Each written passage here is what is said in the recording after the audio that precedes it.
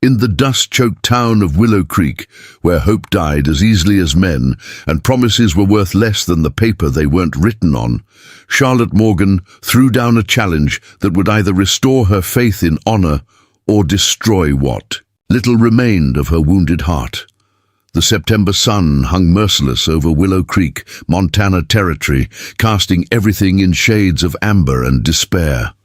The main street stretched like a scar between weathered buildings that leaned into each other as if seeking comfort from the endless wind that carried dust, dreams, and disappointment in equal measure. It was 1876, and the frontier was still raw enough to cut you if you weren't careful, still wild enough to swallow whole the unprepared and the unlucky. Charlotte Morgan stood behind the bar of the Silver Dollar Saloon, her calloused hands polishing a glass that would never truly be clean, watching the familiar parade of broken men drowning their failures in rot-gut whiskey and watered-down beer. At 28, she had the weathered beauty of a woman who had learned that survival mattered more than softness, that strength was the only currency that never depreciated on the frontier. Her auburn hair was pulled back severely, revealing a face marked by loss, but not yet conquered by it. The saloon was her inheritance, though inheritance was too generous a word for what remained after Charlie Morgan died with 3 bullets in his back outside the cattleman's bank. Her husband had been many things, a dreamer, a schemer, a man who believed that the next deal would be the one that changed everything. But he had never been a man who inspired the kind of loyalty that survived his death. The creditors had circled like vultures, picking clean everything except the saloon, which nobody wanted because it came with debts deeper than the local well and a reputation for trouble that kept respectable folk away. 3 months of running. The silver dollar had taught Charlotte that hope was a luxury she couldn't afford, that trust was a commodity more precious than gold, and that most men were exactly as worthless as they appeared to be. The regulars were a collection of drifters, gamblers, and cowboys whose best days were behind them, men who talked big when they were drunk and disappeared when it came time to back up their words with actions. This particular evening, the usual crowd had been joined by a group of cattle drivers from the Double R Ranch, flush with money from a successful drive to Cheyenne and eager to spend it on whiskey, women, and whatever passed for entertainment in a town that had precious little of any of those things. Their leader was a man named Buck Travers, broad-shouldered and loud-mouthed, with the kind of arrogance that came from being the biggest fish in a very small pond. Buck had been drinking steadily for 2 hours, and his voice had grown progressively louder as his inhibitions dissolved in alcohol. He was holding court at a corner table, regaling anyone who would listen with tales of his exploits. Fights he'd won, women he'd conquered, Indians he'd outwitted. The stories grew more elaborate with each telling, and Charlotte found herself grinding her teeth as she listened to him spin lies like a spider weaving a web. "I'm telling you, boys," Buck was saying, his words slightly slurred but his voice carrying clearly across the saloon. "There ain't nothing on God's green earth that Buck Travers can't handle. I've faced down grizzly bears, outrun Apache war parties, and broken more broncos than most men have seen in their lifetime. Hell, I could probably whip any 10 men in this sorry excuse for a town without breaking a sweat." His companions laughed and nodded, feeding his ego with the practiced ease of men who knew which side their bread was buttered on. But Charlotte had heard enough boasting for one lifetime, had seen too many men who were all hat and no cattle, and something inside her finally snapped like a dry branch under too much weight.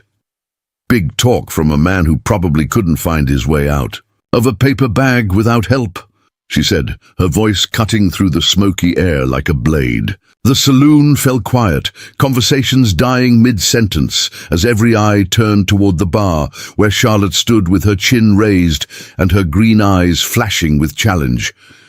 Buck's face darkened, and he slowly rose from his chair, his hand instinctively moving toward the gun at his hip. "You got something you want to say to me, woman?" Charlotte set down the glass she'd been polishing and met his stare without flinching. I'm saying that in my experience, the loudest talkers are usually the ones with the least to back it up. You claim you're such a tough man, such a great frontiersman, but I'll bet you couldn't handle a real challenge if your life depended on it. The tension in the room was thick enough to cut with a knife. Buck took a step toward the bar, his face flushed with alcohol and anger. "Lady, you're walking on dangerous ground. I don't take that kind of disrespect from anybody, especially not from some saloon keeper's widow who doesn't know her place." Charlotte felt the familiar fire rise in her chest, the same rage that had sustained her through Charlie's death, through the creditors and the gossips, and the endless parade of men who thought they could intimidate her into submission. She had learned to channel that anger, to use it as fuel rather than let it consume her, and now it burned bright and clean in her veins. "You want to prove you're half the man you claim to be?" she said, her voice steady despite the adrenaline coursing through her system. "Then I'll give you a real challenge, something that requires more than just muscle and bluster, something that takes actual courage." Buck laughed, but there was uncertainty in his eyes now. "What kind of challenge?" Charlotte paused, her mind racing. She needed something impossible, something that would expose this braggart for what he really was. Her thoughts went to the stories her grandmother had told her as a child, tales of the old ways when warriors proved their worth, not just through strength, but through connection to something deeper, something spiritual. "The warrior's song," she said suddenly, the words coming from somewhere deep in her memory. "If you can chant the true warrior's song, the one that calls on the spirits of the ancient fighters, the one that proves you have the soul of a real warrior and not just the mouth of one, then I'll marry you right here, right now, in front of everyone." The challenge hung in the air like smoke, and Charlotte immediately realized she had made a mistake. She had spoken from anger and frustration, throwing out an impossible dare without thinking through the consequences. The warrior's song was something from her grandmother's stories, a half-remembered piece of folklore that she wasn't even sure was real. But now the words were out there, witnessed by a room full of men who would never let her take them back. Buck's confusion was obvious. "The what song?" "The warrior's song," Charlotte repeated, committed now to seeing this through. "The ancient chant that separates true warriors from pretenders. If you're half the man you claim to be, you should know it." The cattleman looked around the room, seeking support from his companions, but they were as lost as he was. "I never heard of no warrior's song." "Then maybe you're not the tough frontiersman you pretend to be," Charlotte said, pressing her advantage. "Maybe you're just another cowpoke with a big mouth and nothing to back it up." Buck's face went red, and his hand moved to his gun again. "Now you listen here, you mouthy—" "Enough!" The single word cut through the tension like a sword through silk. Every head in the saloon turned toward the bat-wing doors, where a figure stood silhouetted against the dying light of day.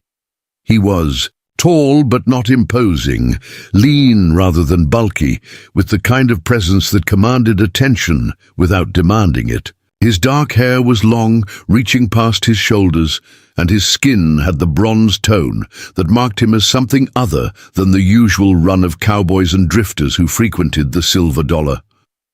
He stepped into the saloon with movements that were both graceful and predatory, like a cat entering unfamiliar territory.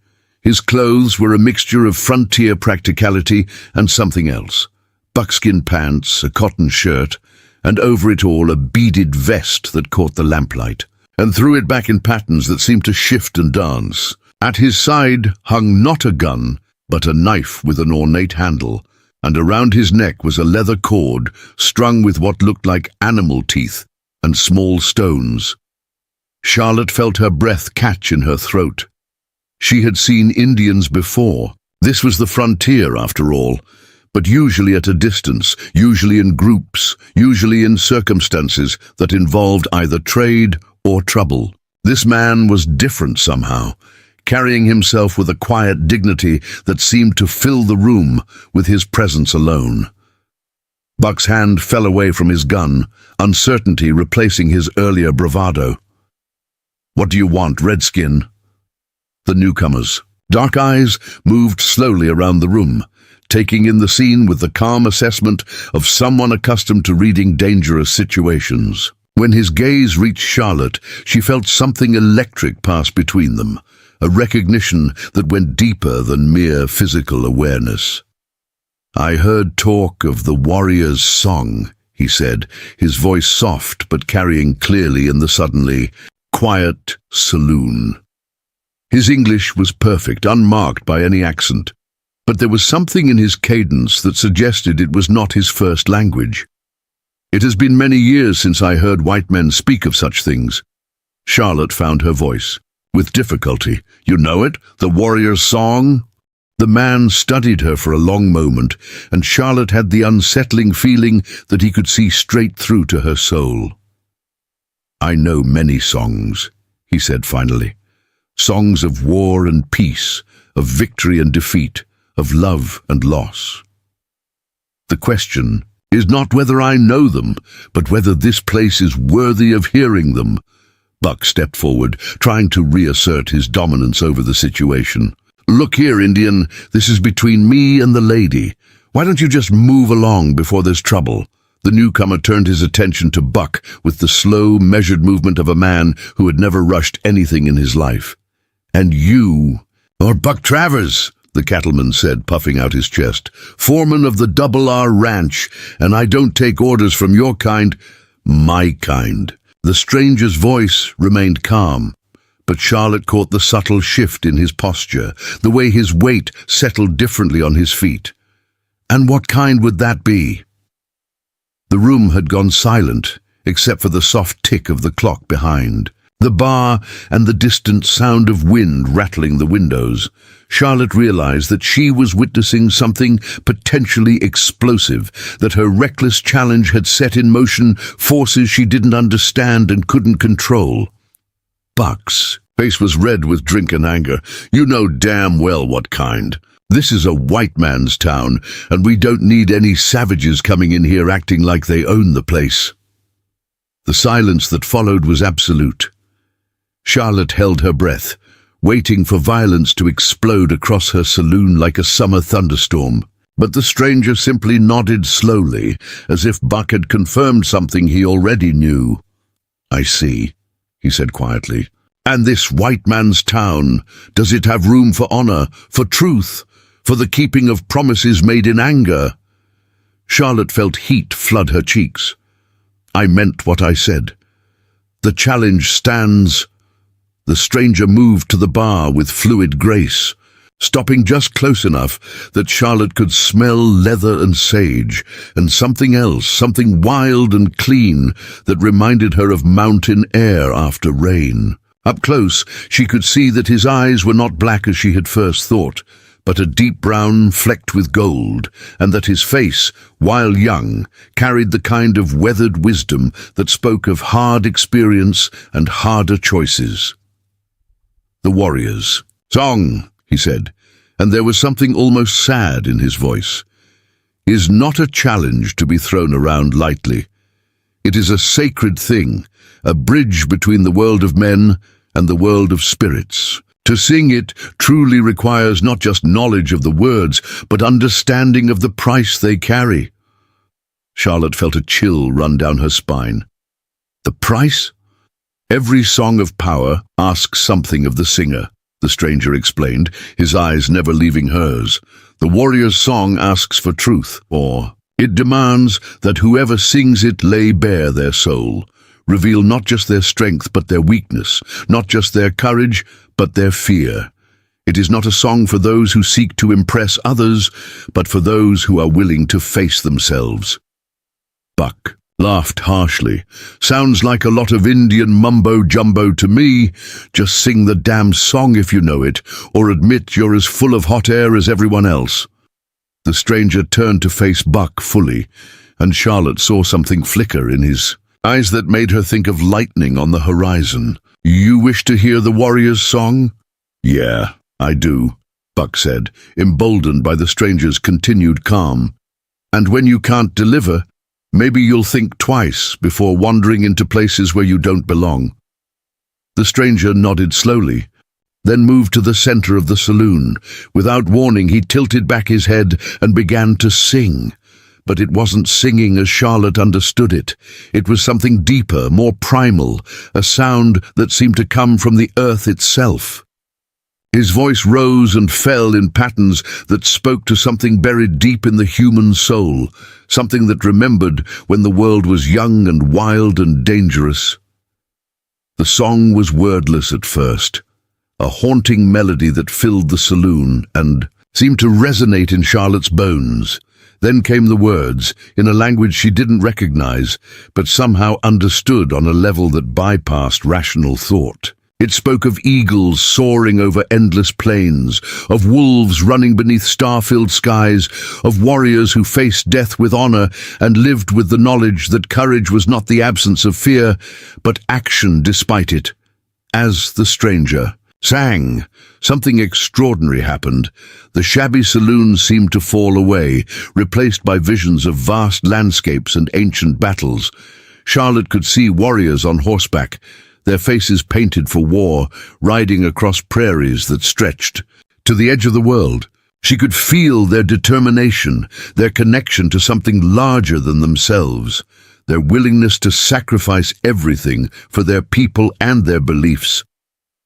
The song continued, building in intensity and power.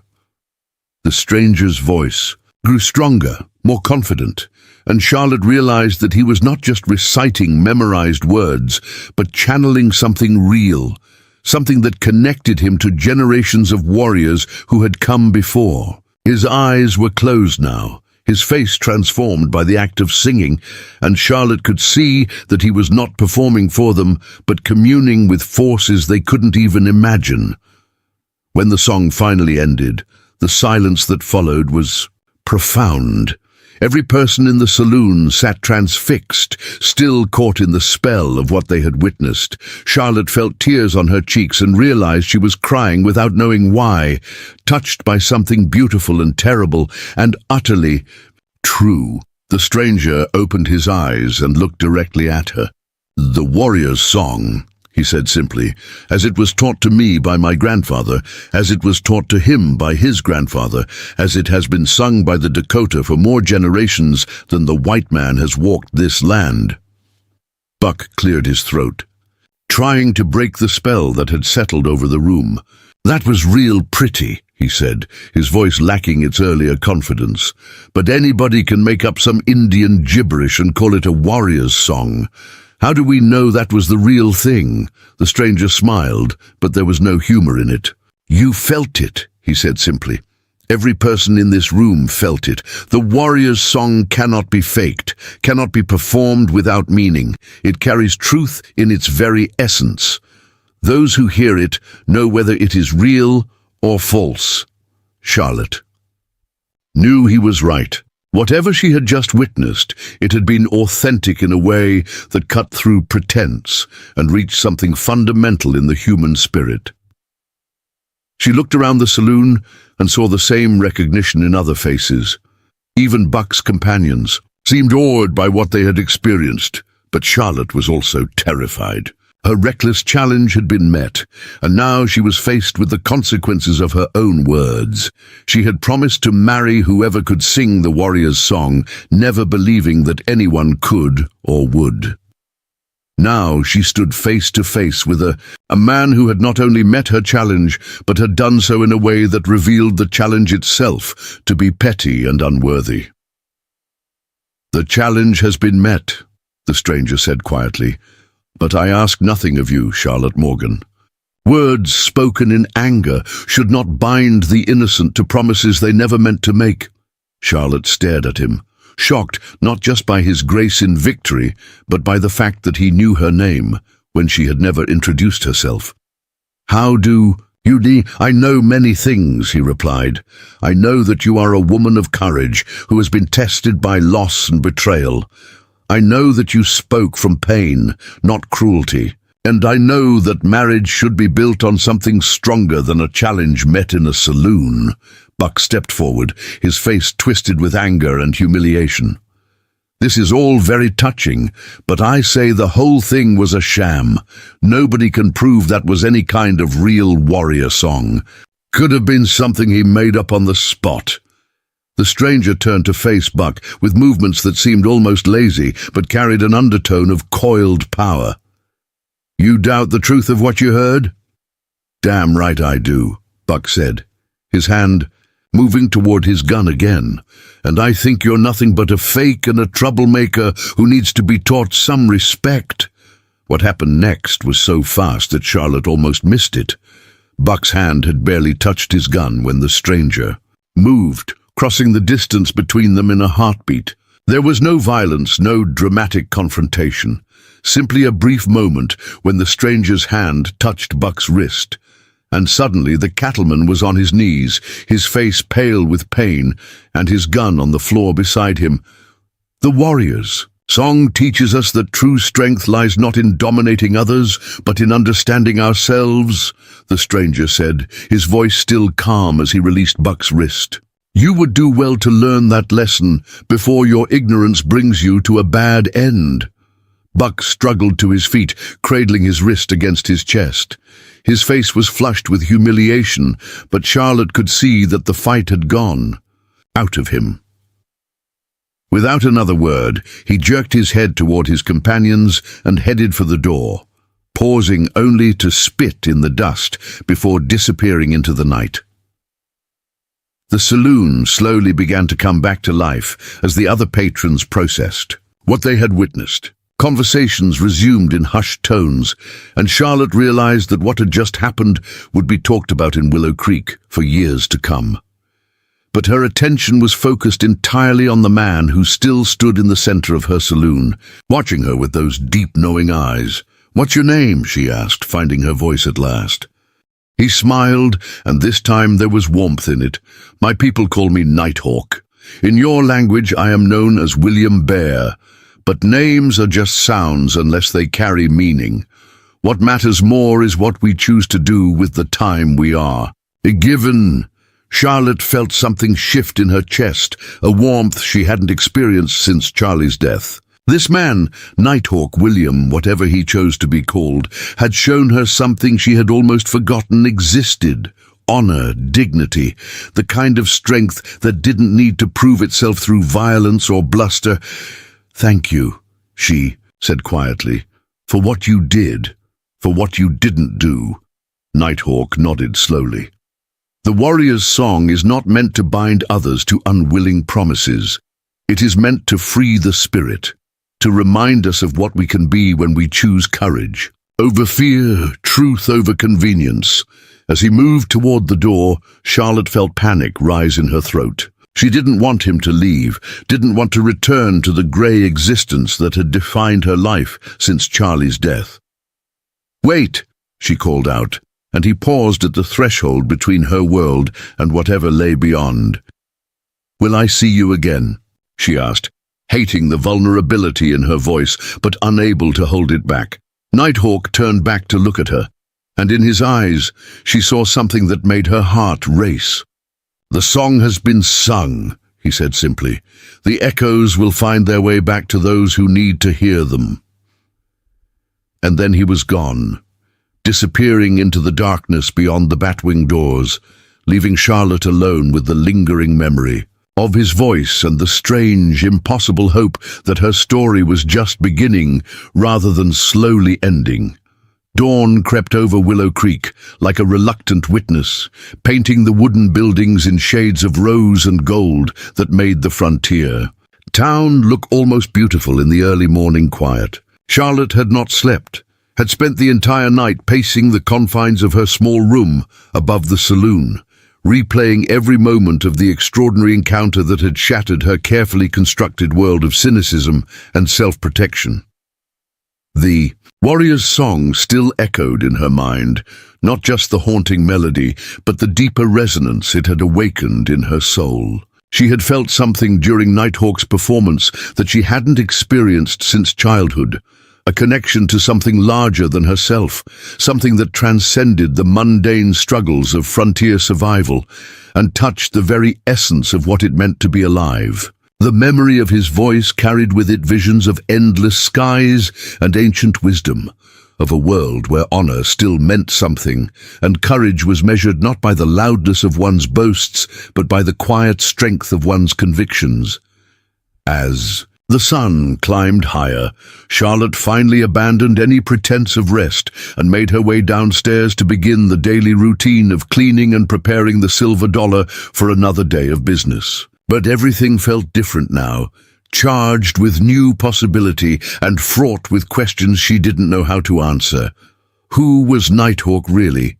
Why had he appeared at precisely the moment when her reckless challenge needed to be answered? And most disturbing of all, why did she feel as though his departure had taken something vital from her that she hadn't even realized she possessed?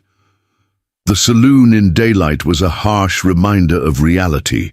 Stale beer and old tobacco, scratched tables and water-stained walls, the accumulated grime of too many desperate nights and broken dreams. Charlotte moved through her familiar tasks with mechanical precision, sweeping floors and wiping tables, while her mind remained focused on the memory of a man who had transformed this shabby space into something approaching sacred simply by being present in it.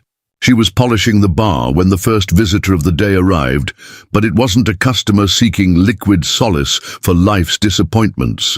Instead, a small figure appeared in the doorway, silhouetted against the morning brightness like a shadow-given substance. As her eyes adjusted, Charlotte realized it was a child, a boy of perhaps 8 or 9 years, with the distinctive features and bronze skin that marked him as Indian. His clothes were a curious mixture of white and native styles, buckskin leggings paired with a cotton shirt, his long black hair braided with small beads that caught the light as he moved. The child approached the bar with the same fluid grace she had observed in Nighthawk, and Charlotte felt her heart skip as she recognized the unmistakable similarity in their movements, their bearing, their quietly intelligent eyes. This had to be connected to the mysterious man who had sung the warrior's song and then vanished into the night like smoke on the wind. "Are you Charlotte Morgan?" the boy asked, his English perfect but carrying the same subtle cadence that had marked Nighthawk's speech. His voice was clear and confident, without the usual shyness that white children displayed when addressing adults they didn't know. "I am," Charlotte replied, setting down her polishing cloth and studying the young visitor with growing curiosity. "And who might you be?" "My name is Joseph," the boy said, then added with careful pronunciation, "Little wolf in the language of my people. Nighthawk sent me to bring you something." Charlotte's pulse quickened at the mention of the man who had occupied her thoughts throughout the sleepless night. "Nighthawk sent you. Where is he?" Little Wolf reached into a leather pouch at his side and withdrew a small bundle wrapped in soft deerskin. "He is where he needs to be, doing what must be done, but he asked me to give you this and to tell you that the song has many verses, and not all of them have been sung yet." Charlotte accepted the bundle with trembling hands, feeling the weight of something significant passing between them. The deerskin was incredibly soft, worked to a suppleness that spoke of skilled craftsmanship and patient care. As she unwrapped it, she discovered a piece of carved bone, no larger than her palm, etched with intricate designs that seemed to shift and dance in the morning light streaming through the saloon's windows. "What is it?" she asked, though a deep part of her already knew the answer. "A song bone," Little Wolf explained, his young face serious with the gravity of tradition. "My grandfather carved it for Nighthawk when he completed his warrior's training. Each mark tells part of the story, holds part of the power. Nighthawk says you should have it because you understand the value of things that cannot be bought or sold." Charlotte traced the carved lines with her fingertip, feeling a warmth that seemed to radiate from the bone itself. The designs were unlike anything she had ever seen, flowing patterns that suggested wind over water, mountains reaching toward sky, animals in motion across vast distances. It was art, certainly, but more than that. It was history, memory, the distillation of an entire culture's understanding of the world, encoded in marks that spoke to something deeper than rational thought. "I can't accept this," she said, though every fiber of her being rebelled against the words. "It's too valuable, too important. It should stay with Nighthawk." Little Wolf shook his head with the patience of someone far older than his years. "Nighthawk does not give gifts. Lightly, he says the bone chose you, not the other way around. And he says that sometimes the most important things must be shared rather than hoarded, or they lose their power to heal." Before we jump back in, tell us where you're tuning in from, and if this story touches you, make sure you're subscribed, because tomorrow I've saved something extra special for you. Charlotte looked up from the carved bone to study the boy's face, seeing in his features an echo of Nighthawk's quiet, strength, and dignity. "Are you his son?" "His nephew," Little Wolf corrected. "My father was Nighthawk's brother, killed last winter when the soldiers came to our village. Nighthawk has been teaching me the old ways, making sure I understand who I am and where I come from, even as the world changes around us." The casual mention of tragedy hit Charlotte like a physical blow, reminding her that Nighthawk's world was one of constant danger and loss, that his people faced challenges she could barely comprehend. The frontier was hard on everyone, but for the native tribes, it represented an existential threat, a tide of change that sought not just to displace them, but to erase their very existence from the earth. "I'm sorry for your loss," she said, meaning it more deeply than the conventional words could express. Little Wolf nodded gravely. "Death is part of life, my grandfather taught me. What matters is not how long we live, but how well we honor those who came before us, and how faithfully we pass their wisdom to those who come after." Charlotte felt tears prick at her eyes, moved by the boy's combination of vulnerability and strength. Here was a child who had already known more loss than many adults ever would, yet he carried himself with a dignity that put her own self-pity to shame. She thought of her own grief over Charlie's death, how she had allowed it to narrow her world and harden her heart against the possibility of connection. "Tell me about Nighthawk," she said impulsively. "What kind of man is he, really?" Little Wolf's face brightened, and for the first time Charlotte saw the child beneath the serious exterior. "He is the strongest man I know, but not because he can fight or hunt better than others. He is strong because he carries the pain of our people without letting it make him bitter. He is strong because he remembers the old stories even when everyone else wants to forget them. He is strong because he believes there is still hope, even when the world seems determined to prove him wrong." The boy paused, studying Charlotte's face, as if trying to decide how much he should reveal.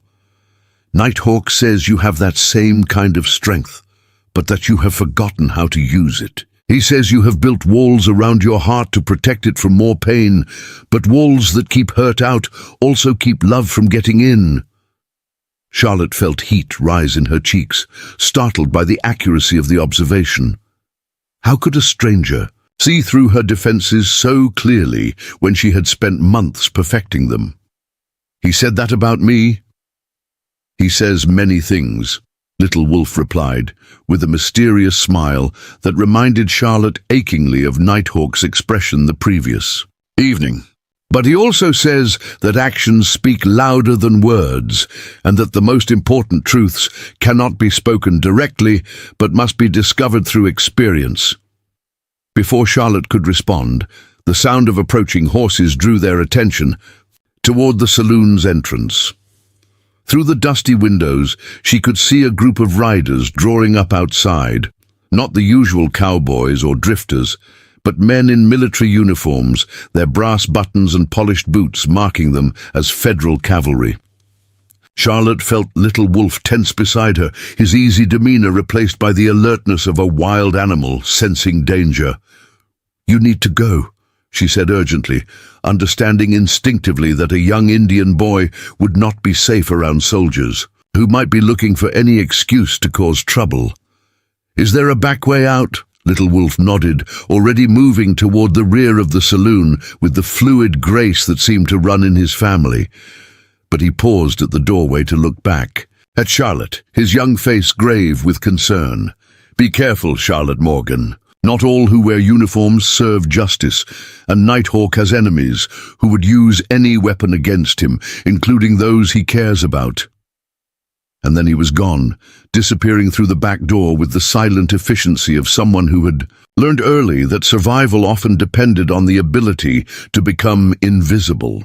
Charlotte slipped the songbone into her apron pocket, feeling its warm weight against her hip as the cavalry soldiers pushed through the front entrance with the aggressive confidence of men accustomed to being obeyed without question. The leader was a captain, his uniform immaculate despite the dust of travel, his face bearing the kind of rigid authority that came from years of command and the absolute certainty that might made right. Behind him came 3 enlisted men, their hands resting casually on their weapons in a display that was meant to intimidate rather than threaten directly. "Ma'am," the captain said, touching his hat brim in a gesture that managed to be both polite and condescending. "Captain Harrison Mitchell, United States Cavalry. I'm looking for information about an incident that occurred here last night." Charlotte forced her expression into what she hoped was neutral calm, though her heart was racing with the kind of fear that came from being confronted by authority when you had something to hide. "What kind of incident, Captain?" "Reports of an Indian causing trouble, making threats against white citizens," Mitchell replied, his pale eyes scanning the saloon as if looking for evidence. "We're told there was some kind of confrontation involving a native man and several local ranchers." "There was a disagreement," Charlotte said carefully, "but I wouldn't call it trouble. Just a misunderstanding that got resolved peacefully." Captain Mitchell's smile was thin and cold. "Ma'am, in my experience, when Indians get involved in disagreements with white men, they rarely get resolved peacefully. These people have a tendency toward violence that civilization hasn't managed to bred out of them yet." The casual racism in his words made Charlotte's stomach turn, but she forced herself to remain composed. "I can assure you, Captain, that no one was hurt and no laws were broken. The gentleman in question was perfectly civilized and left without causing any damage." "Gentlemen," one of the enlisted men snorted. "Indians aren't gentlemen, lady. They're savages pretending to be human beings." Charlotte felt anger flare in her chest, but she recognized the dangerous territory she was entering.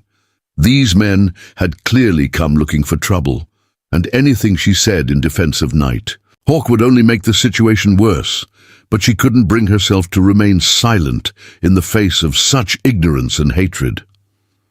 "The man I met last night showed more courtesy and dignity than I've seen from many white men," she said quietly.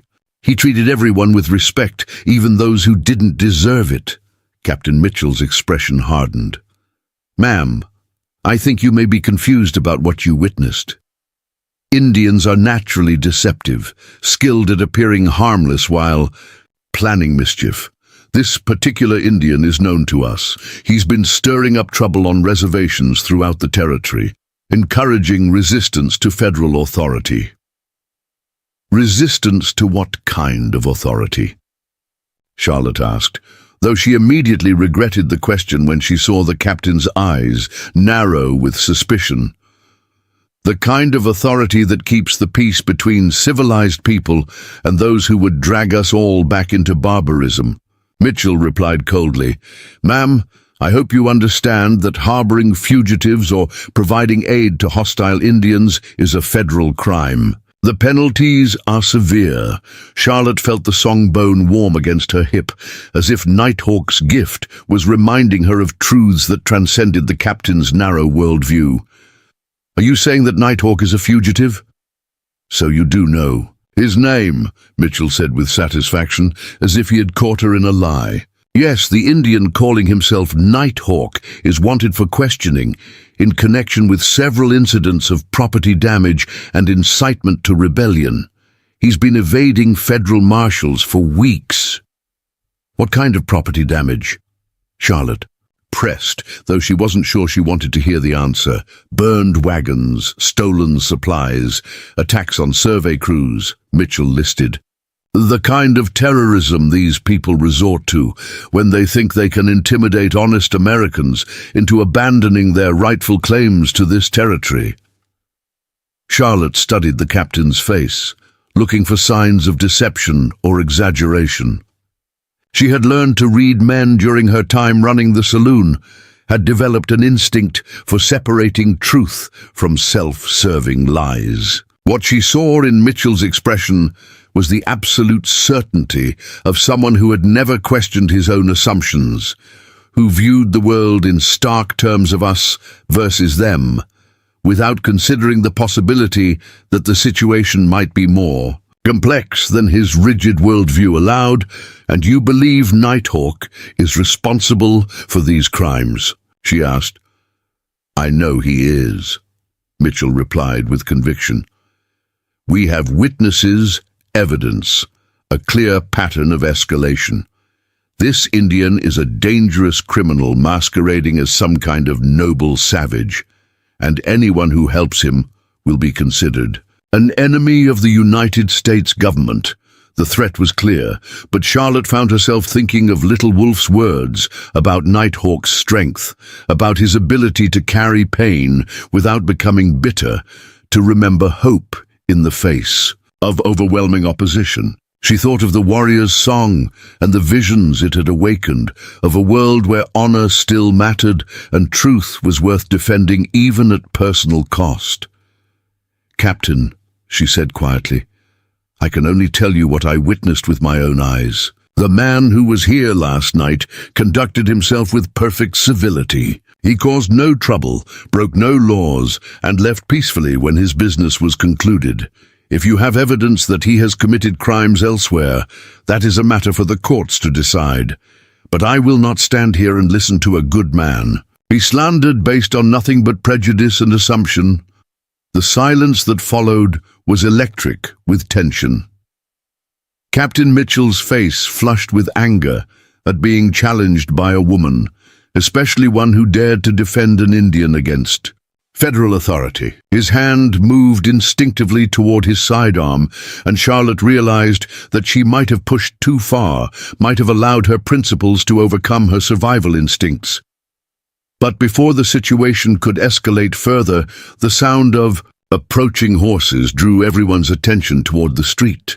Through the window, Charlotte could see a familiar figure riding toward the saloon, Nighthawk, mounted on a magnificent paint horse, his long hair streaming in the wind as he approached with the unhurried confidence of someone who had never run from a fight in his life. Well, Captain Mitchell said with grim satisfaction, it appears our conversation is about to become much more interesting. Nighthawk dismounted from his paint horse with the fluid grace of water flowing over stone, his moccasined feet touching the dusty street without making a sound. Even from inside the saloon, Charlotte could see the deliberate nature of his movements, the way he surveyed the military horses tied at the hitching post. The practiced assessment of a man who had learned to read danger in every shadow and threat in every unexpected gathering. Captain Mitchell positioned himself strategically between Nighthawk and the saloon entrance, his hand resting on his service revolver with the casual menace of someone accustomed to using authority as a weapon. The three enlisted men spread out in a loose semicircle, their movements coordinated with the precision of a pack of wolves surrounding prey. Charlotte felt her breath catch in her throat as she realized she was about to witness something that could end in bloodshed. Well, Mitchell called out, his voice carrying the satisfaction of a hunter who had finally cornered his quarry. If it isn't the famous Nighthawk, you've led us quite a chase across the territory, but I suppose even wild animals eventually have to come to water. Nighthawk's response was to continue his unhurried approach, his dark eyes taking in every detail of the tactical situation with the kind of calm assessment that spoke of extensive experience in similar circumstances. Charlotte noticed that he wore no visible weapons except the ornate knife at his side, yet there was something in his bearing that suggested he was far from defenseless. "Captain Mitchell," Nighthawk said, his voice carrying clearly in the morning air. "I heard you were looking for me, though I confess I'm surprised to find you so far from the reservation. Usually, your kind prefers to conduct business where there are fewer witnesses." Mitchell's face flushed at the implied criticism, but his tactical advantage kept his voice steady. "My kind conducts business wherever criminals need to be apprehended. You're under arrest for destruction of federal property, incitement to rebellion, and conspiracy against the United States government." "Interesting charges," Nighthawk replied, stopping just outside the effective range of the soldiers' weapons, but close enough that his words carried clearly. "Particularly since I haven't been on a reservation in 3 months, haven't destroyed anything that wasn't already broken, and have never conspired against anyone except my own better judgment." Charlotte found herself pressed against the saloon window, her heart racing as she watched the confrontation unfold. She could see the tension in every line of Nighthawk's body, the coiled readiness of a man prepared for violence but hoping to avoid it. More importantly, she could see something in his eyes that hadn't been there the previous evening. A deep weariness that spoke of too many conversations like this one, too many confrontations with men who saw him as less than human. "Your denials don't change the facts," Mitchell said, signaling subtly to his men to tighten their positions. "We have witnesses who can place you at the scene of multiple attacks. We have evidence linking you to stolen supplies and burned wagons. And we have testimony that you've been traveling the territory spreading sedition among the tribes." "Witnesses who saw what they expected to see," Nighthawk countered. "Evidence that could point to any of a dozen men who fit the general description of Indian. And testimony from people who consider any attempt to preserve our culture as sedition against their vision of progress." Charlotte felt the songbone warm against her hip as if responding to the tension outside. She thought of Little Wolf's words about Nighthawk's strength, about his refusal to let bitterness consume him even in the face of overwhelming injustice. Watching him now, facing down 4 armed men with nothing but words and dignity, she began to understand what the boy had meant. "Ma'am," one of Mitchell's soldiers called toward the saloon, "you need to get away from that window. This Indian is dangerous, and there's no telling what he might do when cornered." Charlotte ignored the warning, pressing closer to the glass. She could see Nighthawk's slight smile at the soldier's words, the subtle shake of his head that suggested he found the characterization more sad than insulting. "Dangerous," Nighthawk repeated thoughtfully. "Yes, I suppose I am dangerous, but not in the way you think, Captain. I'm dangerous because I remember things you would prefer forgotten. I'm dangerous because I refuse to disappear quietly into the convenient categories your government has created for my people.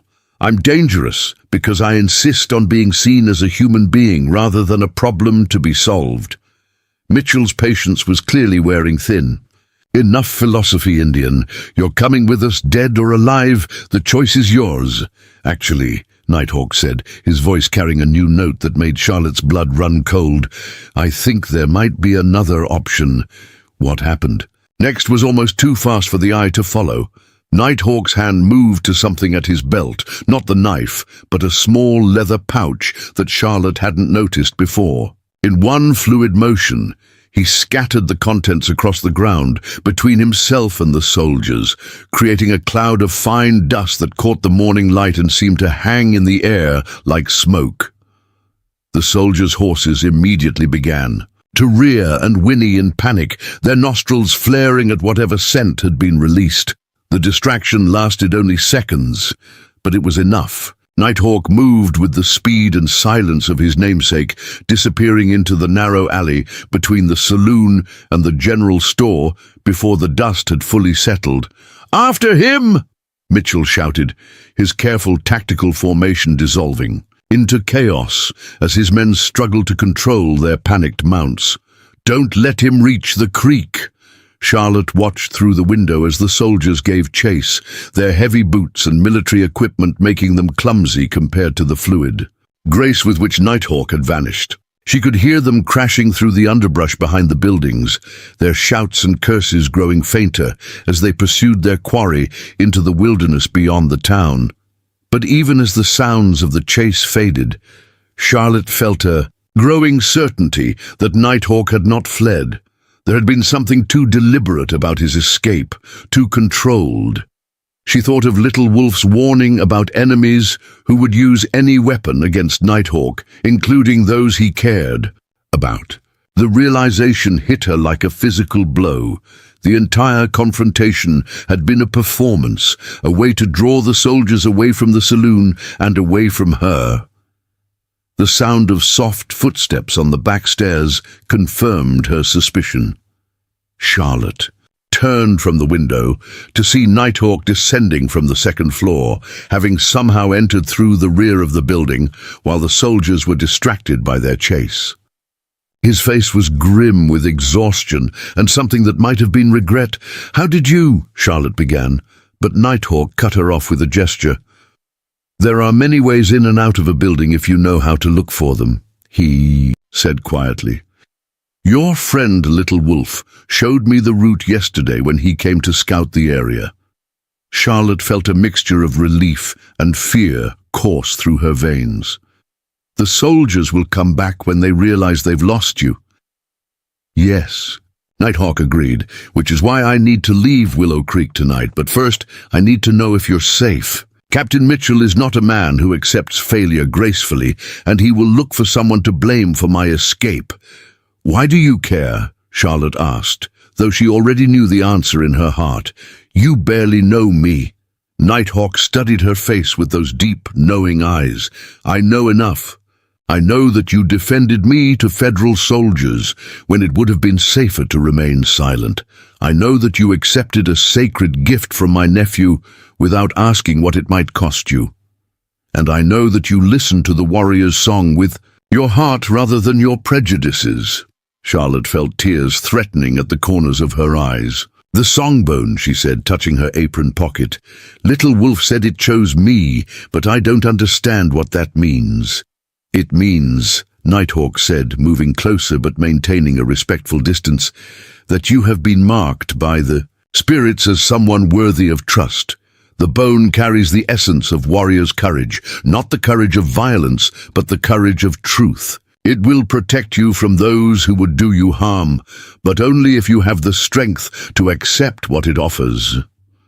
Charlotte withdrew the carved bone from her pocket, feeling its familiar warmth against her palm. In the dim light of the saloon, the intricate designs seemed to pulse with their own inner fire. "What does it offer?"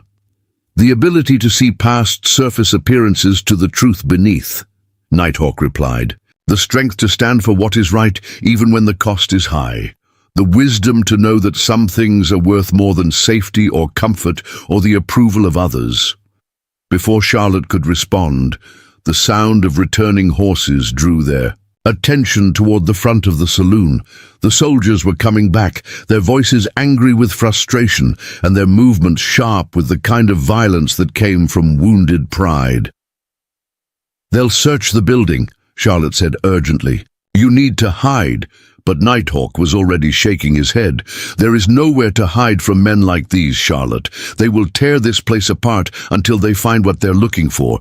And if they don't find me, they will find reasons to punish you for helping me. Then what do we do?" Nighthawk's smile was sad, but not without hope. "We face them with the truth, and we trust that the warrior's song has more power than their badges and guns." The saloon doors burst open with enough force to rattle the windows. Captain Mitchell entered first, his uniform disheveled from the pursuit and his face dark with rage. Behind him came his 3 subordinates, their weapons drawn and their eyes scanning the room with predatory intensity. "Search every corner," Mitchell ordered. "That Indian is here somewhere, and I want him found." Charlotte stepped forward, placing herself between Nighthawk and the soldiers. "Captain, I must protest. You have no authority to search private property without a warrant." Mitchell's laugh was harsh and without humor. "Ma'am, we're pursuing a dangerous fugitive. Federal law gives us all the authority we need. Now step aside before you find yourself charged as an accessory." "She has done nothing wrong," Nighthawk said quietly, revealing his presence with the calm dignity that had marked all his actions. "Your quarrel is with me, Captain. Leave her out of it." The soldiers immediately swung their weapons toward Nighthawk, but he made no move to resist or flee. Instead, he stood perfectly still, his hands visible and empty, his expression peaceful despite the mortal danger he faced. "Finally," Mitchell said with grim satisfaction, "end of the line, Indian. You're under arrest for crimes I did not commit." Nighthawk interrupted gently. "But we both know that truth has never been the point of this hunt. You need a scapegoat for the failures of your government's policies, and I am convenient. One dead Indian is as good as another for your purposes." Charlotte felt the song bone pulse against her palm, and suddenly she understood what Nighthawk had meant about seeing past surface appearances. Looking at Captain Mitchell, she could see the truth beneath his official authority. The career military officer who had built his reputation on the subjugation of native peoples, who needed a high-profile capture to advance his ambitions, who would manufacture evidence if necessary to secure his prize. "You're right," she said suddenly, her voice cutting through the tension like a blade. "He is dangerous, but not for the reasons you think." Mitchell turned to stare at her, confusion replacing his earlier confidence. "What?" Charlotte stepped closer to Nighthawk, feeling the warmth of his presence like a shield against her fear. "He's dangerous because he shows us what we could be if we had the courage to live by our principles instead of our prejudices. He's dangerous because he refuses to hate those who hate him. He's dangerous because he represents everything noble that we've tried to destroy in this territory." The silence that followed was absolute. Even the soldiers seemed stunned by Charlotte's passionate defense of a man they had been taught to see as less than human. Nighthawk himself looked at her with an expression of wonder, as if she had just performed a miracle. "Ma'am," Mitchell said slowly, "you're making a serious mistake. This Indian has clearly deceived you with his smooth talk and savage charisma. Don't throw your life away defending a criminal." "The only criminals I see," Charlotte replied, her voice steady despite her racing heart, "are the ones who hide behind uniforms while destroying innocent lives. Nighthawk may be many things, Captain, but he is not a liar. Can you say the same?" Mitchell's face went white with rage and his hand moved toward his service revolver. "That's enough insubordination. You're under arrest for aiding and abetting a fugitive." But before the captain could draw his weapon, a new voice cut through the tension from the saloon entrance. "I wouldn't do that if I were you, Captain." Every head turned toward the doorway, where a tall figure stood silhouetted against the morning light. As Charlotte's eyes adjusted, she realized it was Marshal Thomas Brennan, the federal law enforcement officer whose jurisdiction superseded that of the military in civilian matters. Behind him stood 3 deputies, their own weapons drawn, and "Trained on Mitchell's men, Marshal Brennan," Mitchell said, his voice tight with suppressed fury. "This is a military operation. You have no authority here." "Actually, Captain," Brennan replied, with the quiet confidence of someone who knew exactly where he stood legally, "I have a federal warrant for your arrest on charges of extortion, falsifying evidence, and abuse of authority. It seems your definition of law enforcement has been somewhat creative." The world seemed to tilt on its axis as Charlotte processed what she was hearing. Nighthawk placed a gentle hand on her shoulder, his touch warm and reassuring as the carefully constructed deception that had driven the morning's events began to unravel.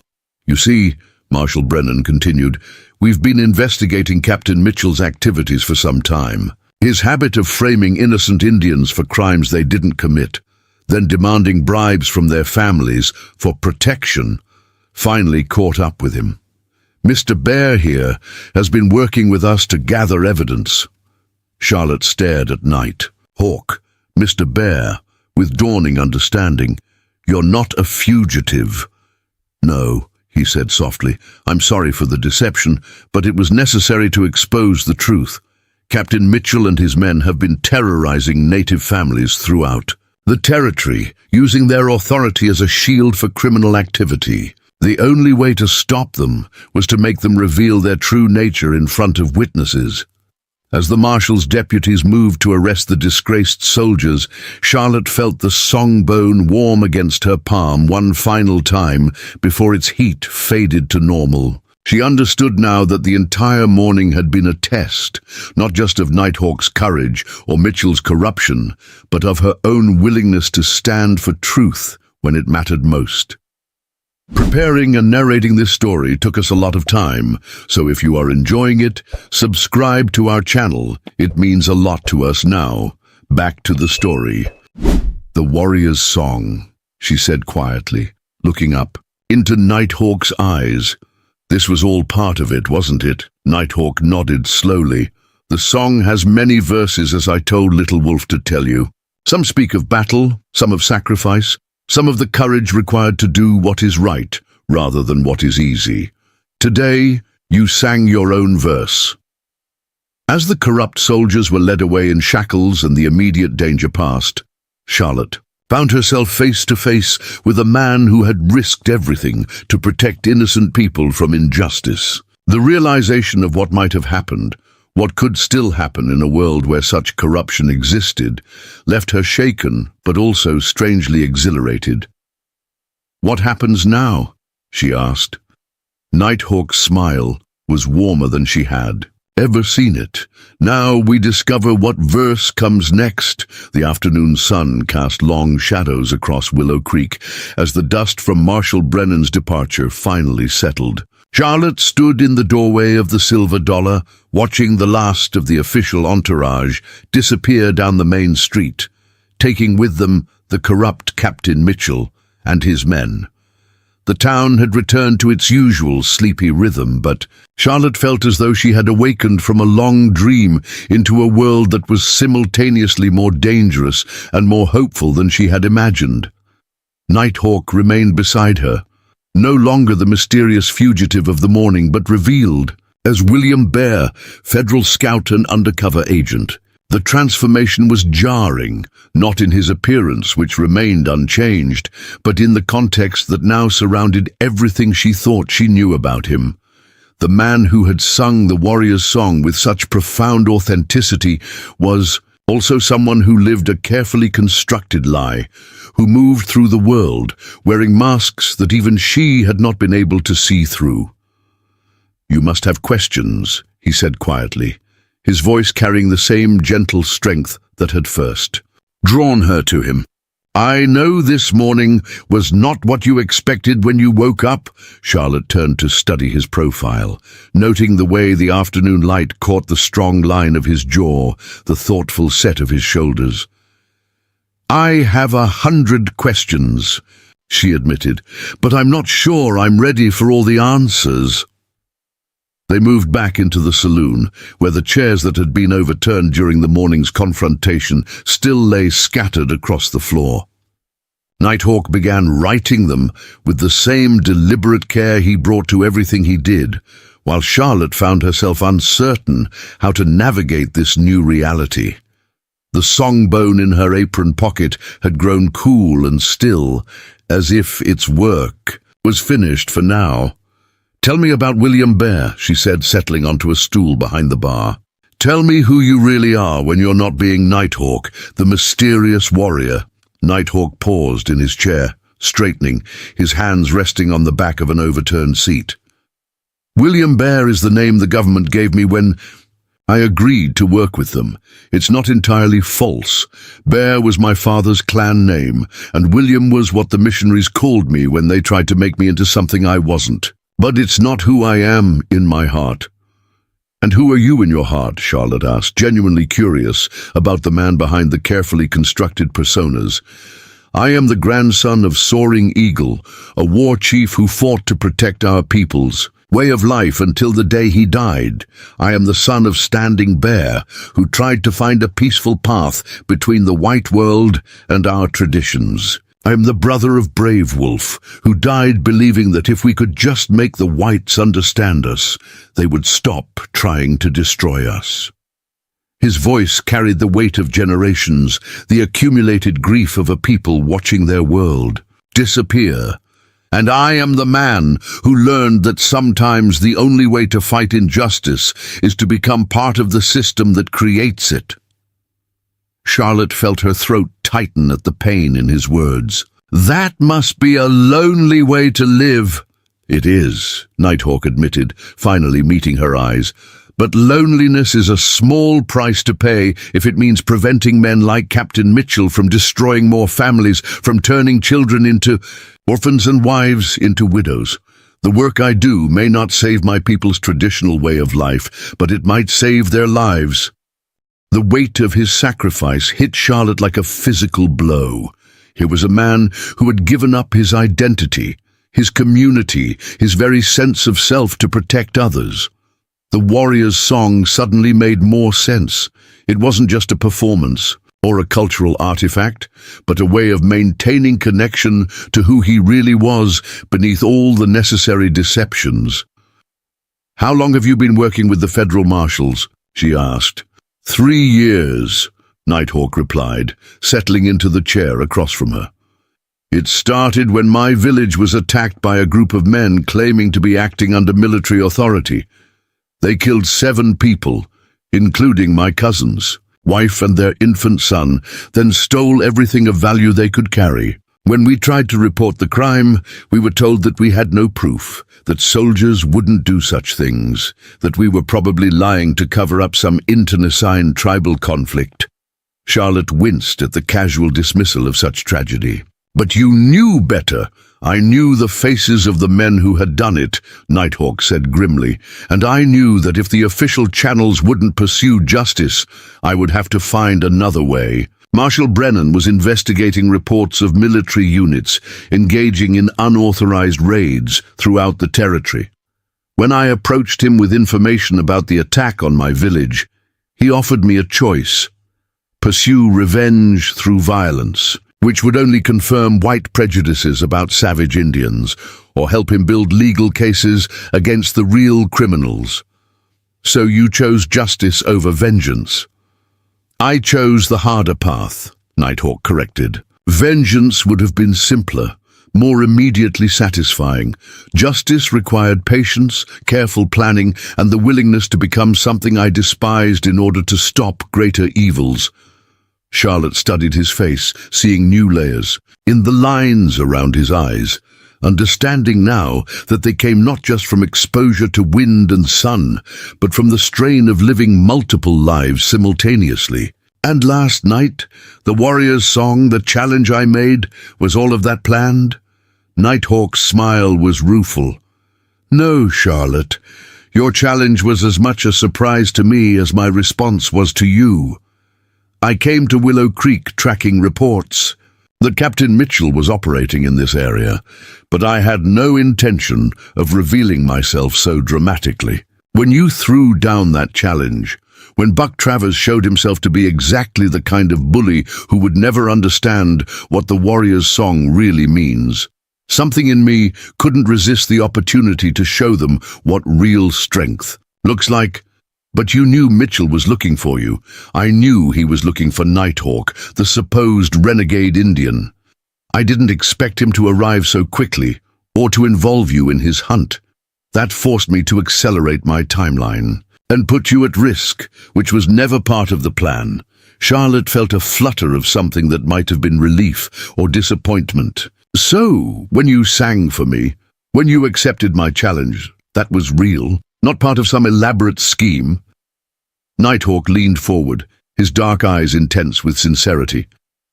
Charlotte, the song I sang for you was the most real thing I've done in 3 years. For those few minutes, I wasn't William Bear, the federal scout, or Nighthawk, the supposed fugitive. I was just a man sharing something sacred with a woman brave enough to listen with her heart instead of her prejudices. The confession hung between them like a bridge. Neither was sure they were ready to cross. Charlotte felt her pulse quicken as she realized that despite all the deception and complexity, despite the dangerous game he was playing with his very identity, there was something genuine between them that transcended the circumstances that had brought them together. "What happens now?" she asked. "With Mitchell arrested and your cover blown, what comes next?" Nighthawk was quiet for a long moment, his gaze distant, as if he were looking at possibilities she couldn't see. Mitchell was only one part of a larger network.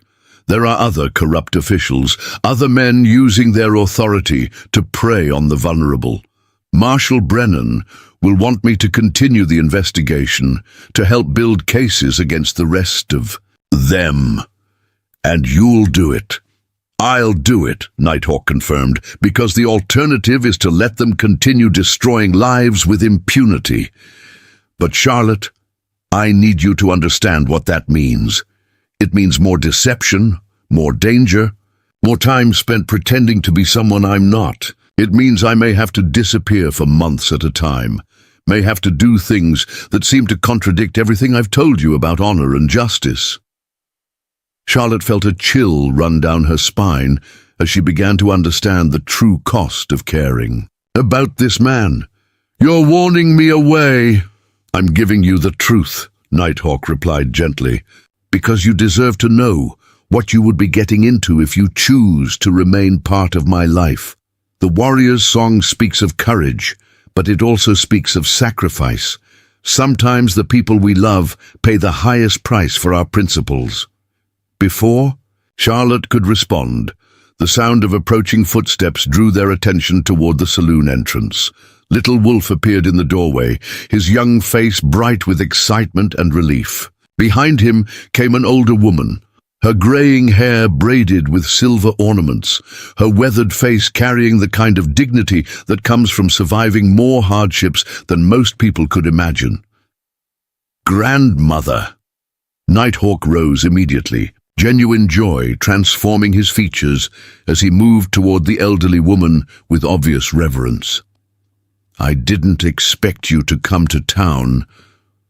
The woman studied Nighthawk with sharp, knowing eyes, then turned her attention to Charlotte with the kind of assessment that seemed to see straight through to the soul. When she spoke, her English was accented but clear, carrying the authority of someone accustomed to being listened to. "When Little Wolf told me about the widow who challenged you to sing the warrior's song, I knew I had to meet her," the woman said. "My grandson has many gifts, but he has never been good at hiding his feelings. One look at his face was enough to tell me that something important had happened." Charlotte felt heat rise in her cheeks as she realized she was being evaluated by someone whose opinion clearly mattered enormously to Nighthawk. "Ma'am, I'm Charlotte Morgan. It's an honor to meet you." "I am Mary Crow Feather, though my grandson usually calls me grandmother," the elderly woman replied. "I raised him after his parents died, taught him the old ways, watched him struggle to find his path between two worlds that often seemed determined to destroy each other." Little Wolf bounced excitedly between the adults. "Grandmother, you should have heard the song last night. Nighthawk sang it exactly the way grandfather used to, with all the power and meaning intact. And Charlotte stood up to the soldiers this morning, defending him even when it put her in danger." Mary Crow Feather's eyebrows rose slightly. "Did she now? That's interesting. Tell me, Charlotte Morgan, what did you hear in the warrior's song? What did it mean to you?" Charlotte felt the weight of the question, understanding instinctively that her answer would determine how this formidable woman judged her worthiness to be part of Nighthawk's life. She thought of the visions that had filled her mind during his performance, the sense of connection to something larger and more meaningful than her own small struggles. I heard the voices of people who faced impossible odds with grace and dignity, Charlotte said slowly, choosing her words carefully. I heard the sound of hearts that refused to be broken by loss, spirits that found strength in tradition, even when the world around them was changing beyond recognition. And I heard the loneliness of someone carrying that burden mostly alone. Mary. Growfeather nodded approvingly. Good. You listened with more than your ears. That's important because the song has more verses, and not all of them are easy to hear. Nighthawk looked puzzled. Grandmother, what do you mean? The elderly woman settled onto one of the chairs Nighthawk had righted earlier, her movements careful but dignified. I mean that there are things about our family's history that you've never been told, things that will change how you understand your mission and your choices. Little Wolf, go check on the horses. This is a conversation for adults. The boy nodded obediently and headed for the door, but not before shooting Charlotte a significant look that seemed to say she was about to learn something important. As his footsteps faded, Mary Crowfeather turned her attention back to Nighthawk and Charlotte. Your grandfather, Soaring Eagle, was not just a war chief, she began. He was also a keeper of songs, a guardian of the old knowledge. Before he died, he made me promise to ensure that certain truths would be passed down to the next generation when the time was right. I believe that time has come. Nighthawk leaned forward, his expression intense with curiosity. What truths, grandmother? Mary Crowfeather reached into a leather pouch at her side and withdrew something wrapped in soft cloth. As she unwrapped it, Charlotte saw that it was another carved bone, similar to the one Little Wolf had given her, but larger and more intricately decorated. The designs seemed to shift and flow in the afternoon light, streaming through the saloon windows. This is the Master Song Bone, Mary Crowfeather explained. It contains not just the warrior's song, but all the songs of healing, of mourning, of celebration, of prophecy. Your grandfather carved it when he realized that our people's traditional way of life was ending, that the knowledge he carried might die with him if it wasn't preserved in some permanent form. Charlotte felt her own songbone grow warm in her apron pocket, as if responding to the presence of its more powerful counterpart. Nighthawk stared at the master bone with something approaching awe. I never knew it existed, he said quietly. Your grandfather wanted it kept secret until someone emerged who could use its power responsibly, Mary Crowfeather replied. Someone who understood that true strength comes not from dominating others, but from protecting them. Someone who could bridge the gap between the old ways and the new world we're all forced to live in. She held out the master songbone toward Nighthawk, but he hesitated to take it. Grandmother, I'm not sure I'm worthy of such responsibility. The work I do, the deceptions I practice, how can I be a keeper of sacred knowledge when I'm living a lie? Mary Crowfeather's smile was gentle but knowing. Child, you think deception and truth are opposites, but sometimes they serve the same purpose. You deceive your enemies to protect your people. You hide your true identity to preserve something more important than personal comfort. The warrior's song teaches us that courage takes many forms, and not all of them look heroic from the outside. Charlotte found herself deeply moved by the elderly woman's wisdom, by the way she could see past surface contradictions to deeper truths. What does the prophecy say? She asked. If you don't mind sharing it with an outsider.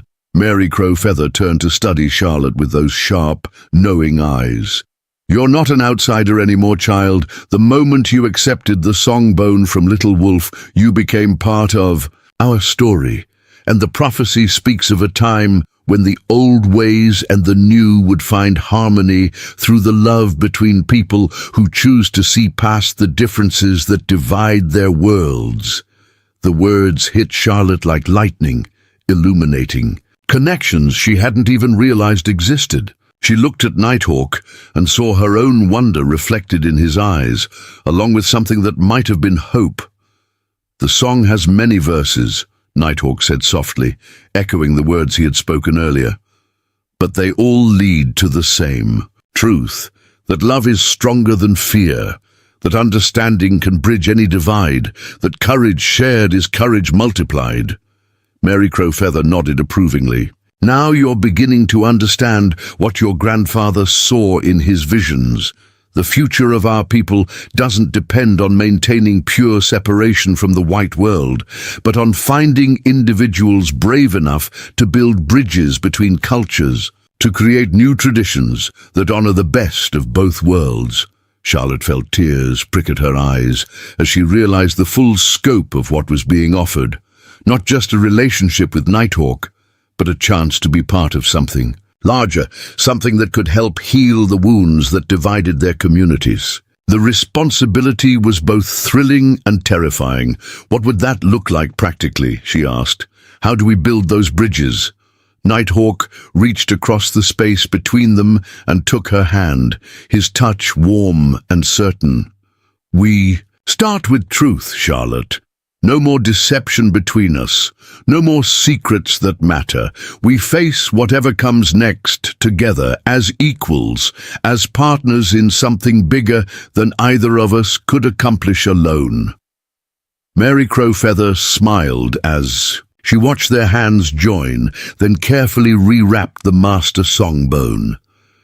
"The prophecy also speaks of a ceremony," she said meaningfully. "A joining that creates not just a marriage between two people, but an alliance between two ways of seeing the world.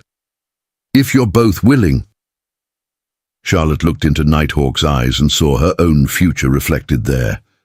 Uncertain, dangerous, but rich with possibility. "I'm willing," she said, her voice steady despite the magnitude of the moment. "But I need to know one more thing." "What?" Nighthawk asked. "When this is all over, when the corrupt officials are brought to justice and your mission is complete, who will you choose to be then? William Bear, Nighthawk, or someone new entirely?" Nighthawk's smile was the warmest thing Charlotte had ever seen. "I'll be whoever I need to be to spend the rest of my life making you proud of the choice you made today." 3 days after Mary Crowfeather's revelation about the prophecy and the master song Bone, Willow Creek erupted into chaos when a telegram arrived at the marshal's office. Charlotte was cleaning tables in the early morning quiet when Little Wolf burst through the saloon doors, his young face tight with fear and urgency. "Charlotte, you have to come quickly," he said, his usual composure shattered. "They've taken Nighthawk." The polishing cloth fell from Charlotte's nerveless fingers as ice flooded her veins. "Who took him? What happened?" "Federal agents from Denver," Little Wolf explained, his words tumbling over each other in his haste. "They came before dawn, with orders to arrest him for treason and conspiracy against the United States. They wouldn't listen when Marshal Brennan tried to explain about his undercover work." Charlotte felt the room spin around her. The song, Bone in her apron pocket, grew burning hot, as if responding to her distress. "That's impossible. Marshal Brennan can verify his identity, can prove he was working with federal authorities." "That's just it," Little Wolf said miserably. "Marshal Brennan was arrested too. The agent said he was part of a conspiracy to harbor enemy combatants and provide false documentation to criminals. They've seized all his files, all the evidence he'd gathered about the corruption in the territory." Charlotte stared at the boy in horror as the implications sank in. Someone with significant power had orchestrated this reversal, had managed to turn Nighthawk's own mission against him. The network of corruption he'd been investigating ran deeper than any of them had imagined, and now it was striking back with devastating effectiveness. "Where did they take him?" she asked, already moving toward the door. "The territorial prison in Fort Collins," Little Wolf replied. "But Charlotte, there's more. The agent said he's scheduled for military tribunal tomorrow morning.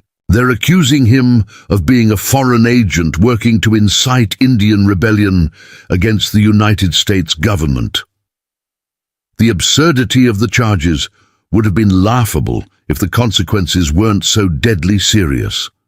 Charlotte knew that military tribunals during this period rarely bothered with the niceties of due process, especially when the defendant was an Indian accused of treason. Nighthawk could be executed before anyone had a chance to sort out the truth.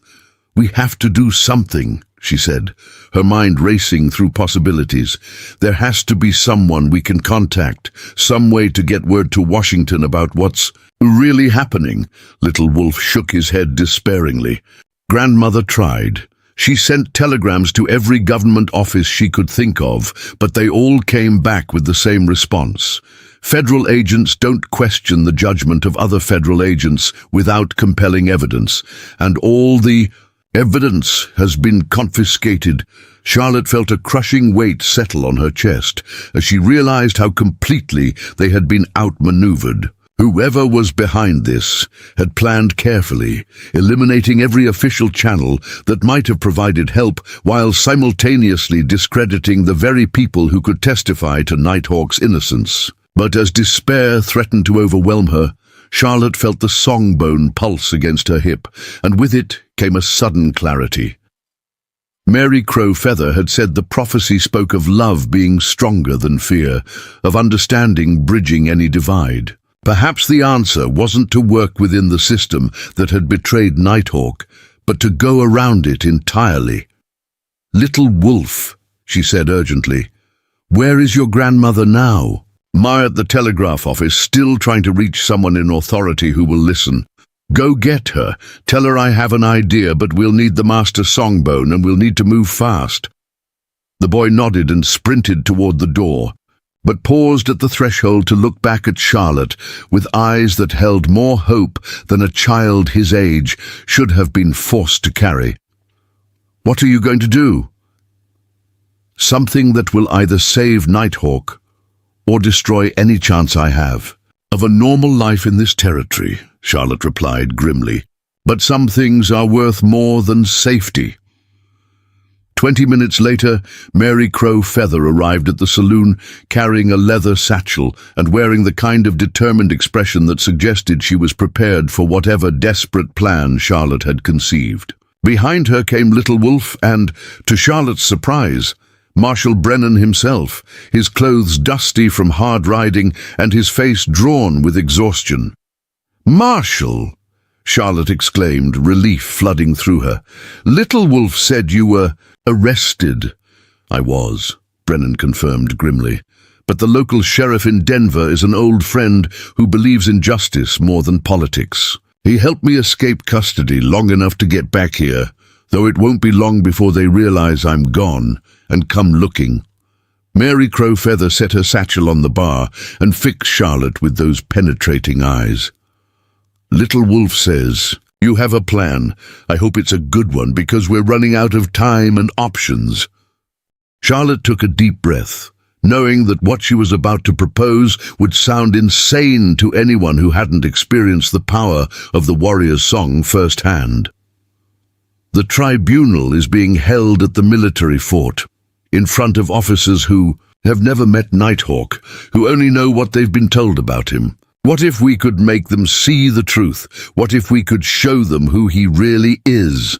Marshal Brennan frowned. "Charlotte, I appreciate the sentiment, but military tribunals aren't known for their openness to character witnesses, especially when the defendant is Indian, not character witnesses," Charlotte said, pulling the songbone from her apron pocket.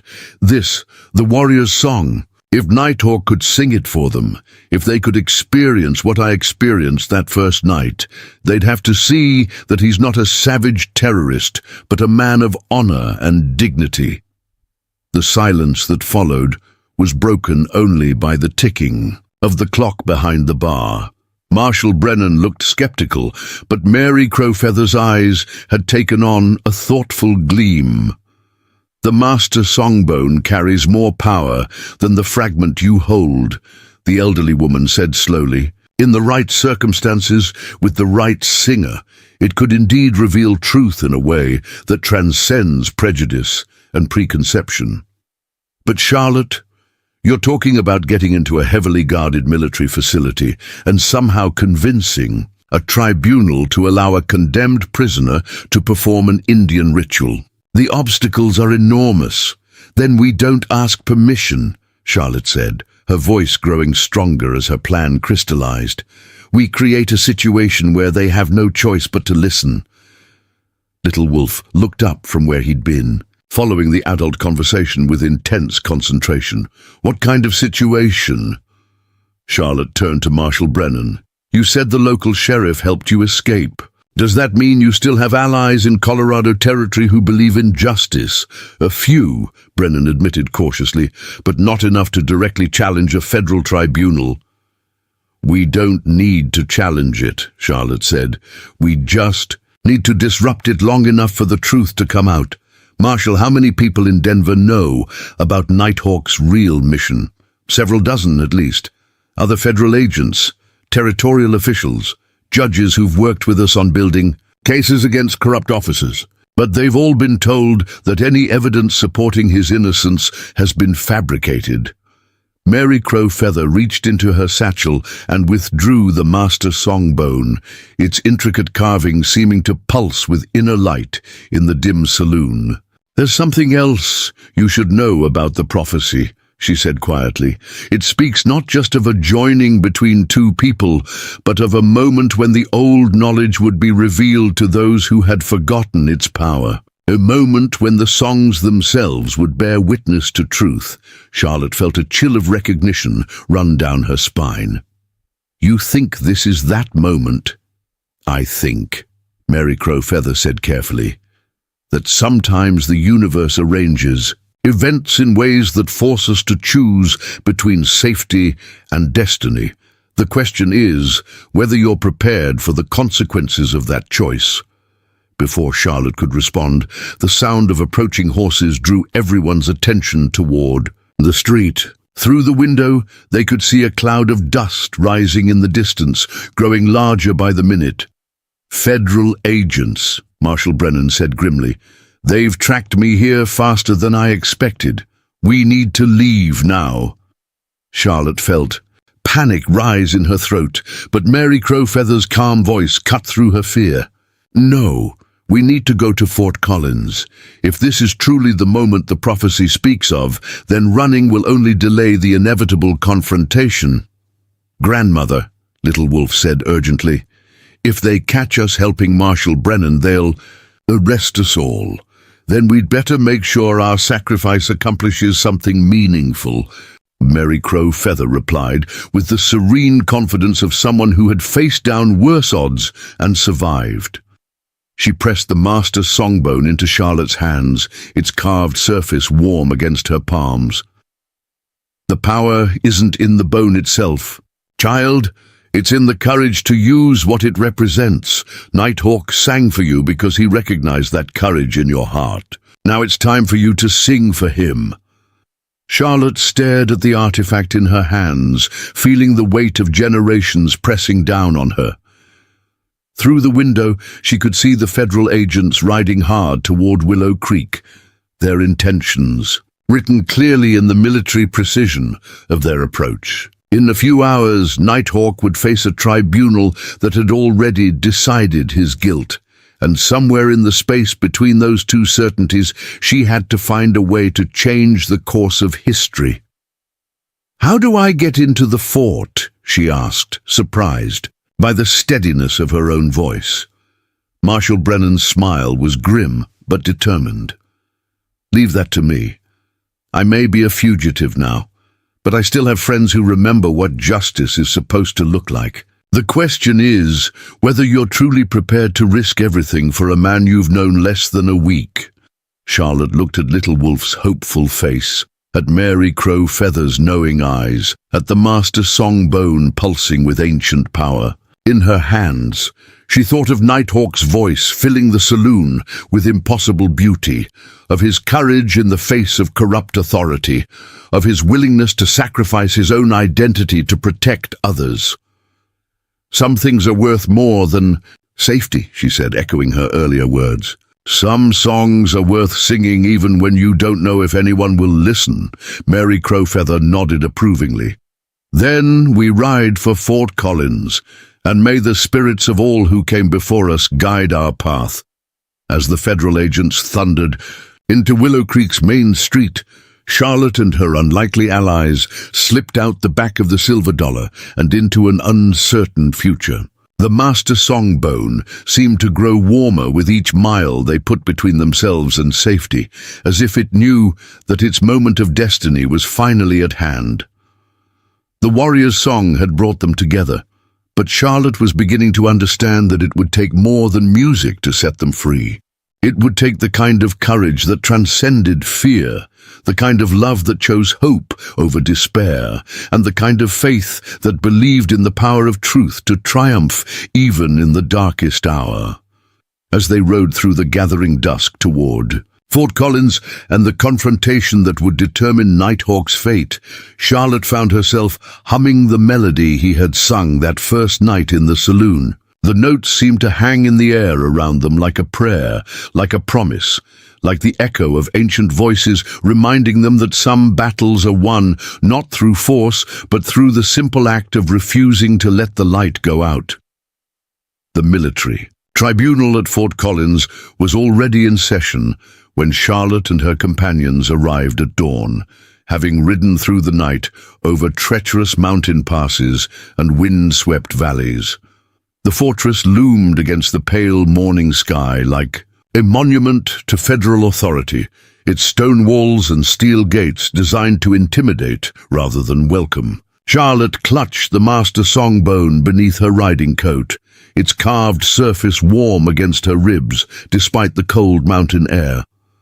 Marshal Brennan led them to a concealed position overlooking the parade grounds, where they could see the tribunal building through the morning mist.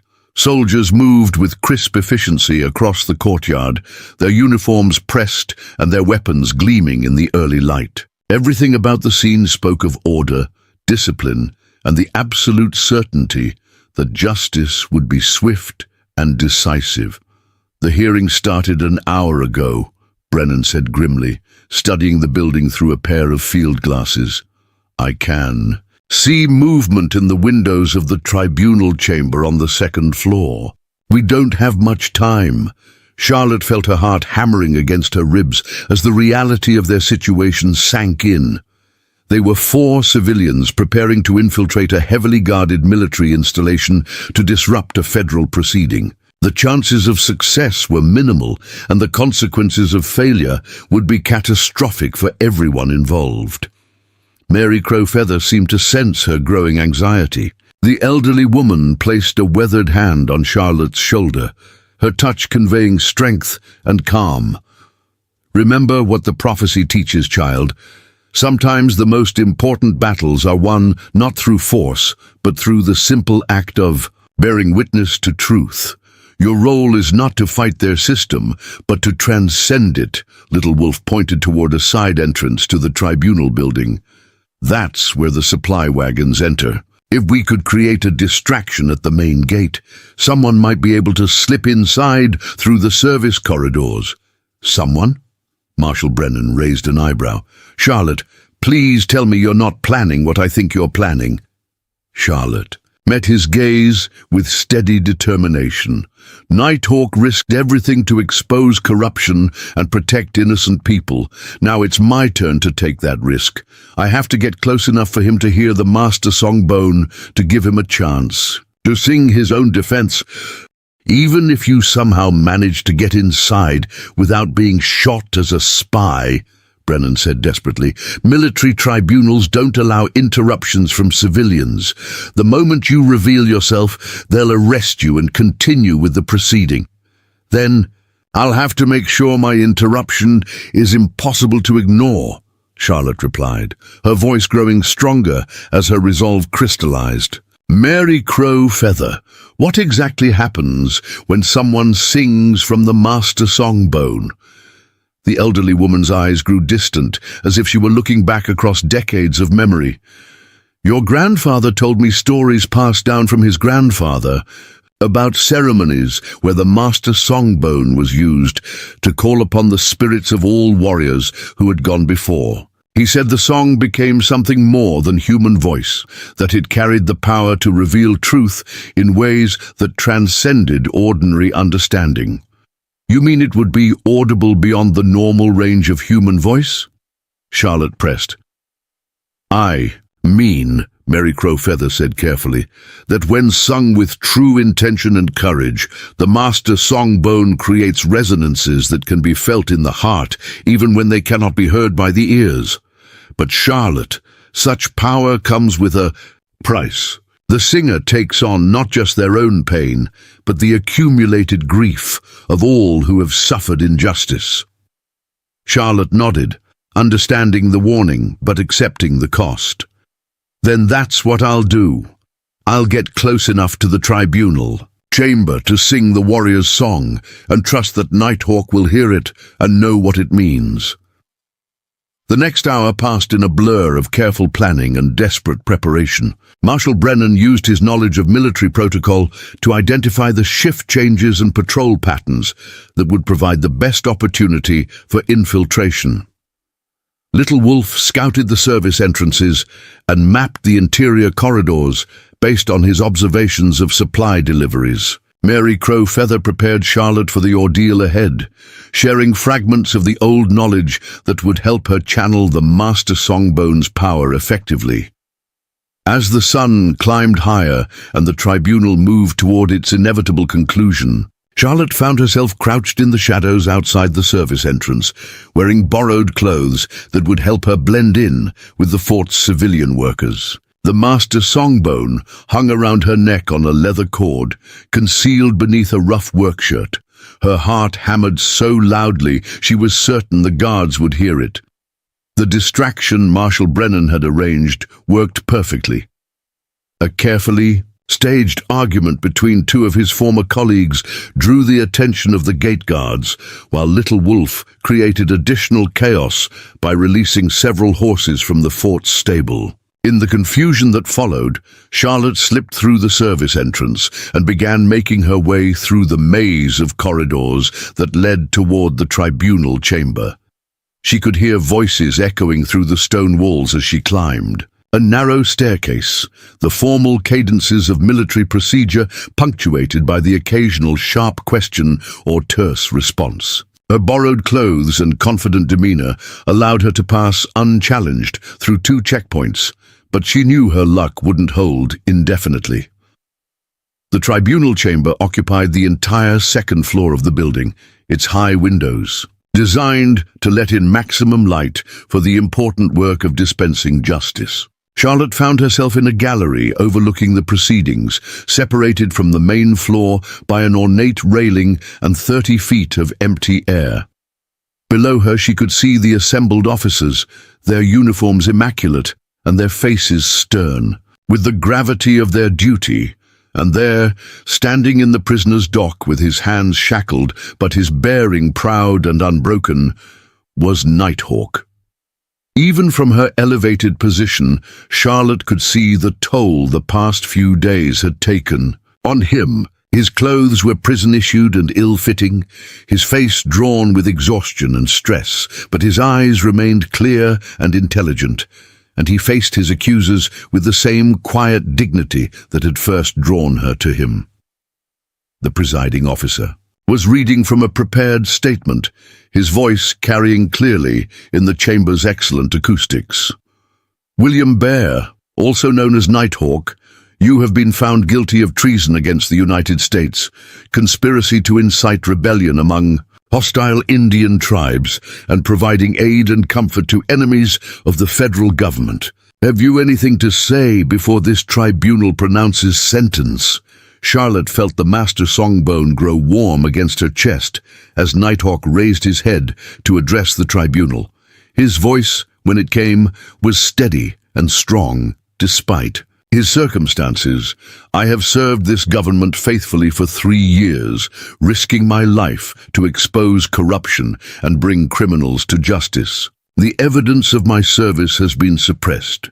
The officers who can verify my identity have been discredited or silenced, and I stand before you convicted of crimes I did not commit. But I do not ask for your mercy, only for the chance to die. With honor intact, the formal dignity of his words hit Charlotte like a physical blow. He wasn't asking for acquittal or pardon, only for the right to face death without compromising his principles. She realized that he had already accepted his fate, had chosen to maintain his integrity rather than beg for his life. But Charlotte had not ridden through the night and risked everything she had just to watch the man she loved die with dignity. She stood up in the gallery, her movement catching the attention of several guards, and called out in a voice that carried clearly through the chamber. Before you pronounce sentence, this tribunal should hear the full truth about who this man really is. The reaction was instantaneous and dramatic. Guards moved to surround her position, while officers shouted orders and demanded to know how a civilian had gained access to a restricted military proceeding. But Charlotte ignored the chaos, focusing entirely on Nighthawk's upturned face. She could see the shock and fear in his eyes, not for himself, but for her. "Ma'am, you are in violation of federal law," the presiding officer declared. "Remove yourself immediately or face arrest." "I will remove myself," Charlotte replied, her voice steady despite the adrenaline coursing through her veins. "But first I ask this tribunal to hear the warrior's song, as is the right of any condemned person under the traditional laws that govern this land before your courts existed." The request was so unexpected that it stopped the guards in their tracks. The presiding officer looked confused and slightly offended. "Ma'am, this is a military tribunal, not a frontier theater. We do not recognize Indian customs or—" "You recognize the Constitution," Charlotte interrupted, pulling the master song bone from beneath her shirt, "which guarantees the right of the accused to present evidence in their own defense. This song is evidence of who this man truly is, of the culture he represents and the honor he has maintained even in the face of false accusations." Nighthawk's eyes widened as he recognized the artifact in her hands. Below in the tribunal chamber, she could see him straightening, his expression shifting from resignation to something that might have been hope. "The song," he called out, his voice carrying clearly through the sudden hush that had fallen over the chamber. "If you would hear it, I will sing it, knowing that it may be the last song I ever share with this world." The presiding officer looked uncertain, clearly outside his normal area of expertise. Military law was precise and predictable, but this situation defied easy categorization. After a moment of whispered consultation with his fellow officers, he nodded grudgingly. "Very well. The prisoner may sing his song, but this tribunal will not be swayed by theatrical displays or appeals to emotion." Charlotte felt the master song bone pulse with warmth as she held it high, its carved surface catching the light streaming through the chamber's windows. Nighthawk's voice rose to meet hers, and together they began the warrior's song, their voices joining across the space between them in harmonies that seemed to resonate in the very stones of the building. What happened next was unlike anything Charlotte had experienced, even during Nighthawk's performance in the Silver Dollar.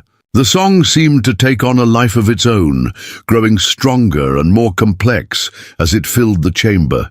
She could feel the presence of other voices joining theirs, the spirits Mary Crow Feather had spoken of, the warriors of generations, past adding their strength to the melody. The effect on the assembled officers was immediate and profound. The stern masks of military discipline began to crack as they found themselves confronted with something that transcended their understanding of law and order. Some wept openly, moved by the raw emotion of the song. Others sat transfixed, as if seeing their prisoners clearly for the first time. As the final notes faded into silence, Charlotte looked down to see that Nighthawk's shackles had somehow come undone, though neither of them could explain how. The presiding officer sat in stunned silence, his prepared judgment forgotten in the face of what he had just witnessed. "What you have heard," Nighthawk said quietly into the profound hush, "is the voice of a people who have never stopped, believing in justice, even when justice failed to protect them. I am not your enemy. I am your ally in the fight against corruption and lawlessness, and I am willing to prove it with my life if necessary." The tribunal's verdict, when it finally came, was unprecedented in military legal history. The charges against Nighthawk were dismissed, the corrupted evidence was ordered destroyed, and a formal apology was entered into the federal record. More importantly, Charlotte watched as hardened military officers approached Nighthawk to shake his hand, their faces transformed by their encounter with the warrior's song. 3 months later, Charlotte stood in the garden behind the $silver saloon, wearing her grandmother's wedding dress and carrying a bouquet of wildflowers picked from the mountain meadows surrounding Willow Creek. The ceremony that joined her to Nighthawk, now officially recognized by both federal authorities and tribal councils, was unlike any wedding the territory had ever seen.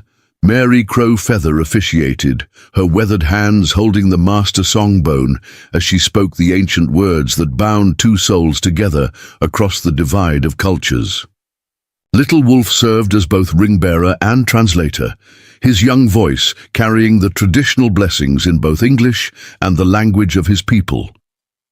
As Nighthawk took Charlotte's hands in his own and spoke the vows they had written together, she felt the song bone around her neck grow warm one final time before settling into peaceful stillness.